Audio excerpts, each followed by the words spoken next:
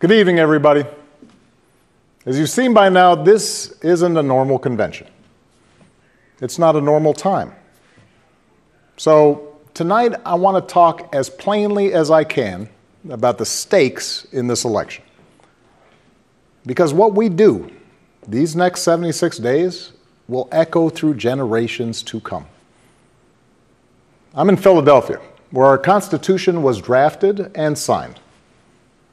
It wasn't a perfect document. It allowed for the inhumanity of slavery and failed to guarantee women, and even men who didn't own property, the right to participate in the political process.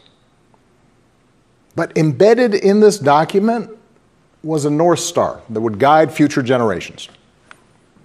A system of representative government, a democracy, through which we could better realize our highest ideals. Through civil war and bitter struggles, we improved this Constitution to include the voices of those who'd once been left out. And gradually, we made this country more just and more equal and more free. The one constitutional office elected by all of the people is the presidency. So at a minimum, we should expect a president to feel a sense of responsibility for the safety and welfare of all 330 million of us, regardless of what we look like, how we worship, who we love, how much money we have, or who we voted for. But we should also expect a president to be the custodian of this democracy. We should expect that regardless of ego, ambition, or political beliefs, the president will preserve, protect, and defend the freedoms and ideals that so many Americans marched for, went to jail for, fought for, and died for. I have sat in the Oval Office with both of the men who are running for president. I never expected that my successor would embrace my vision or continue my policies. I did hope, for the sake of our country, that Donald Trump might show some interest in taking the job seriously. That he might come to feel the weight of the office and discover some reverence for the democracy that had been placed in his care. But he never did. For close to 4 years now, he has shown no interest in putting in the work. No interest in finding common ground, no interest in using the awesome power of his office to help anyone but himself and his friends. No interest in treating the presidency as anything but one more reality show that he can use to get the attention he craves.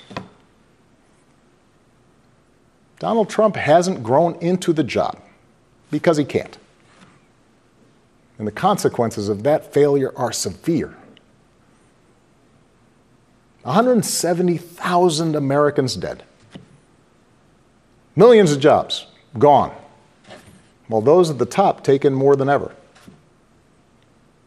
Our worst impulses unleashed, our proud reputation around the world badly diminished, and our democratic institutions threatened like never before. Now, I know that in times as polarized as these, most of you have already made up your mind. But maybe you're still not sure which candidate you'll vote for, or whether you'll vote at all. Maybe you're tired of the direction we're headed, but you can't see a better path yet, or you just don't know enough about the person who wants to lead us there. So let me tell you about my friend, Joe Biden. 12 years ago, when I began my search for a vice president, I didn't know I'd end up finding a brother.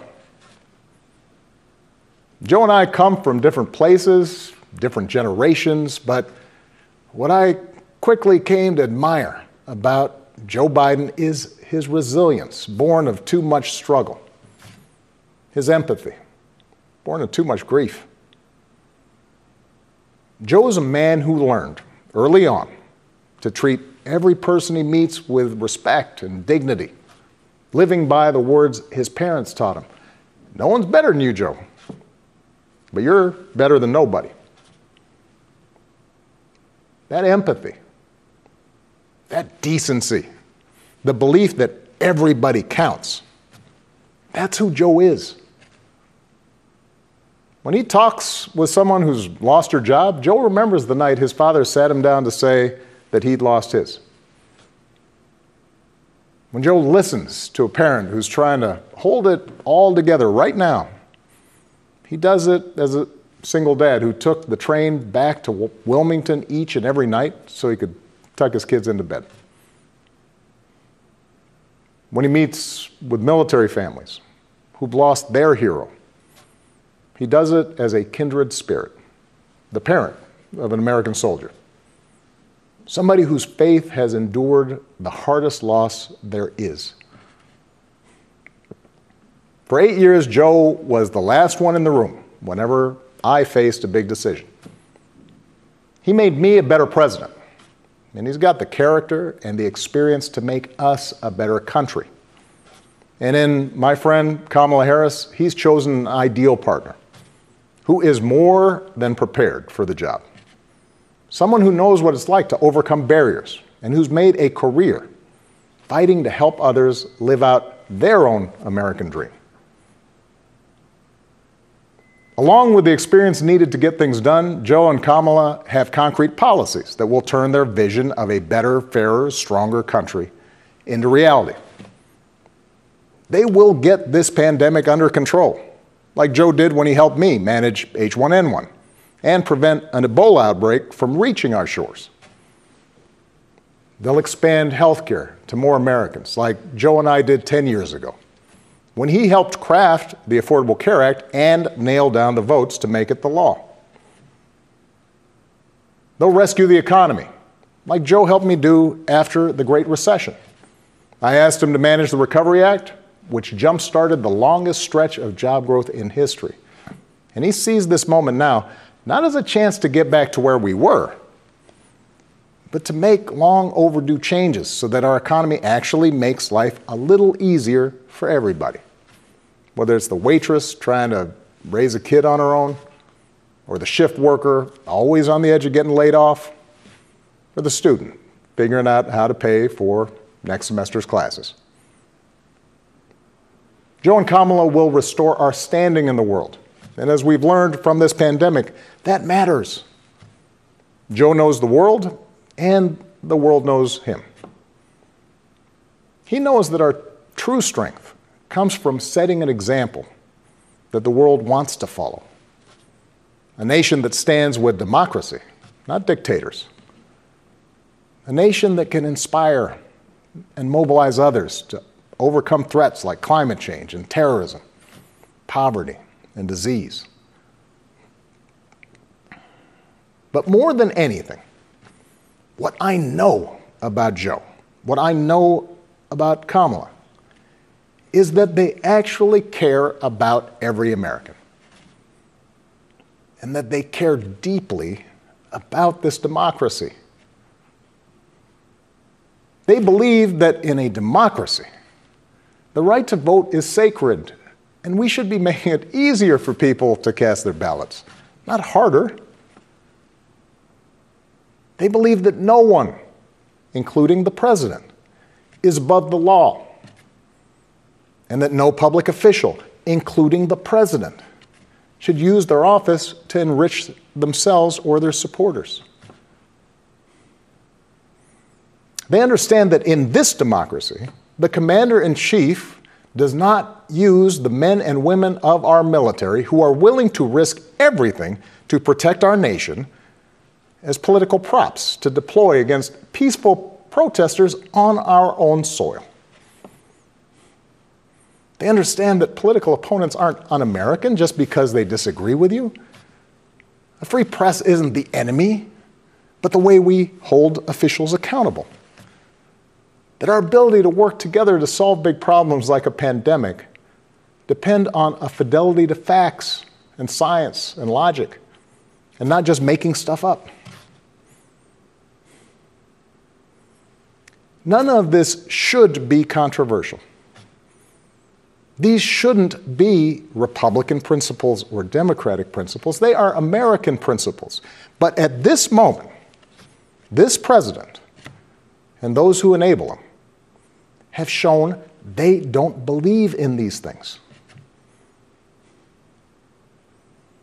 Tonight, I'm asking you to believe in Joe and Kamala's ability to lead this country out of these dark times and build it back better.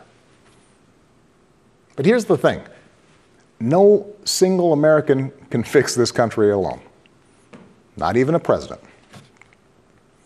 Democracy was never meant to be transactional. You give me your vote, I make everything better. It requires an active and informed citizenry. So I'm also asking you to believe in your own ability, to embrace your own responsibility as citizens, to make sure that the basic tenets of our democracy endure. Because that's what's at stake right now. Our democracy. Look, I understand why a lot of Americans are down on government. The way the rules have been set up and abused in Congress make it easier for special interests to stop progress than to make progress. Believe me, I know it. I understand why a white factory worker who's seen his wages cut or his job shipped overseas might feel like the government no longer looks out for him, and why a black mom might feel like it never looked out for her at all. I understand why a new immigrant might look around this country and wonder whether there's still a place for him here.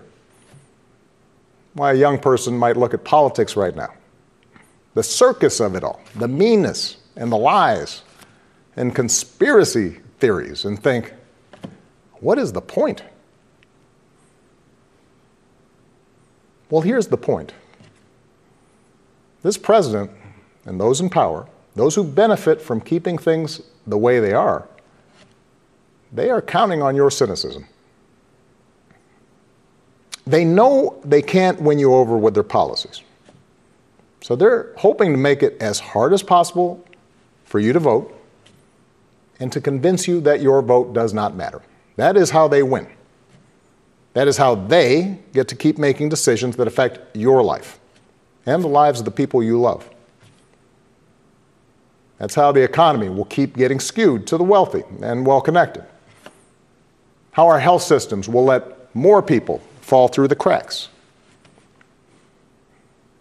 That's how a democracy withers, until it's no democracy at all. And we cannot let that happen. Do not let them take away your power. Do not let them take away your democracy. Make a plan right now for how you are going to get involved and vote. Do it as early as you can and tell your family and friends how they can vote too.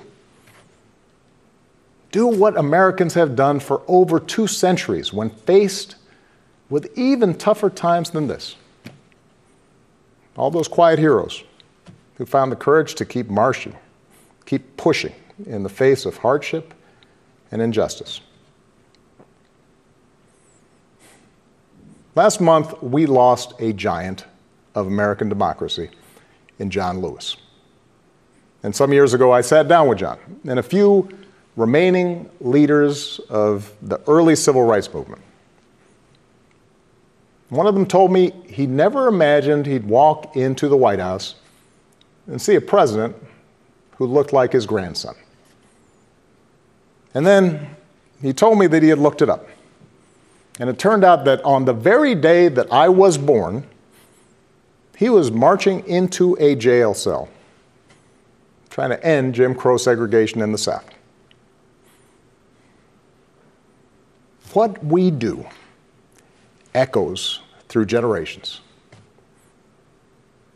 Whatever our backgrounds, we are all the children of Americans who fought the good fight. Great-grandparents working in fire traps and sweatshops without rights or representation. Farmers losing their dreams to dust. Irish and Italians and Asians and Latinos told, go back where you come from. Jews and Catholics Muslims, and Sikhs made to feel suspect for the way they worshiped.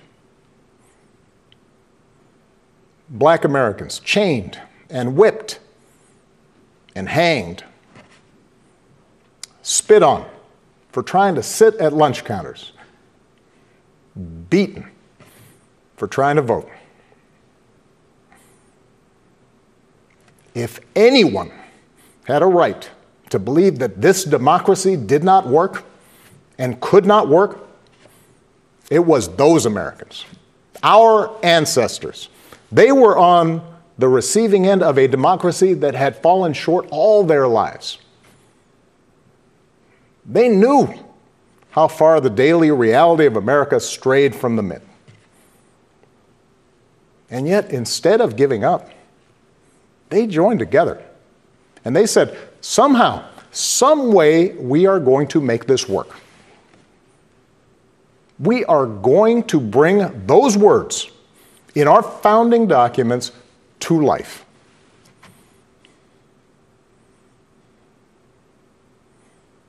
I have seen that same spirit rising these past few years. Folks of every age and background who packed city centers and airports and rural roads so that families wouldn't be separated, so that another classroom wouldn't get shot up, so that our kids won't grow up on an uninhabitable planet. Americans of all races joining together to declare, in the face of injustice and brutality at the hands of the state, that Black lives matter. No more, but no less. So that no child in this country feels the continuing sting of racism.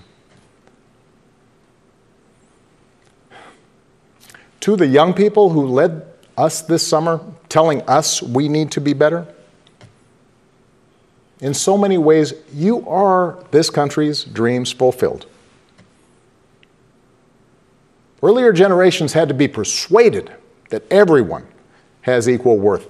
For you, it's a given, a conviction. And what I want you to know is that for all its messiness and frustrations, your system of self-government can be harnessed to help you realize those convictions for all of us. You can give our democracy new meaning. You can take it to a better place. You're the missing ingredient. The ones who will decide whether or not America becomes the country that fully lives up to its creed. That work will continue long after this election. But any chance of success depends entirely on the outcome of this election. This administration has shown it will tear our democracy down if that's what it takes for them to win. So we have to get busy building it up by pouring all our efforts into these 76 days. And by voting like never before for Joe and Kamala and candidates up and down the ticket, so that we leave no doubt about what this country that we love stands for today and for all our days to come. Stay safe. God bless.